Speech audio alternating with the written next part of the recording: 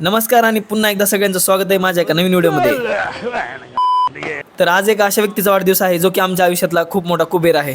तर हा व्यक्ती देवाचं रूप असून आम्हाला कळेपर्यंत या दुनियेतून तो निघून गेलेला असेल. तर त्याच कल्की अवताराचा आज वाढदिवस आहे. त्याच्यासाठी सगळे जमा झाले होते. पण यांच्या शुभेच्छा बघून मला वाटत नाही हे फक्त शुभेच्छा देण्यासाठी आले असतील. तर आमचा अमोल सोनेरी माशापेक्षा कमी नाही. त्याच्यासाठी त्याला एक जाळं बनवलं आणि त्याच्यात टाकण्याचा खूप प्रयत्न केला. तर याच्यासाठी स्वयंवर रचला होता आणि बारी सगळ्यांनी प्रयत्न केले.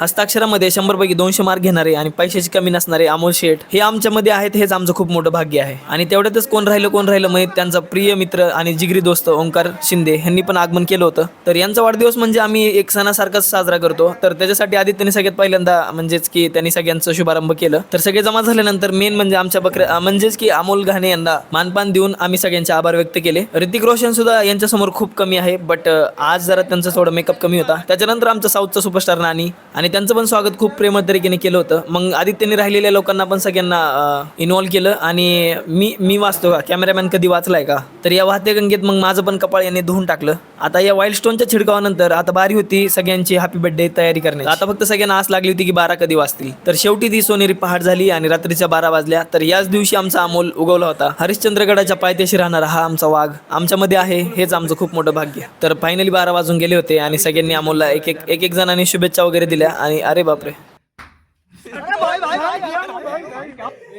अमोलला वाटलं की आज वाढदिवस आहे म्हणून सगळे मारतील. त्या तयारीतच अमोल बसला होता. बट सगळ्यांनी शुभेच्छा देऊन त्याचं वेगळंच सरप्राईज दिलं. पण पिक्चर अजून बाकी आहे अमोल.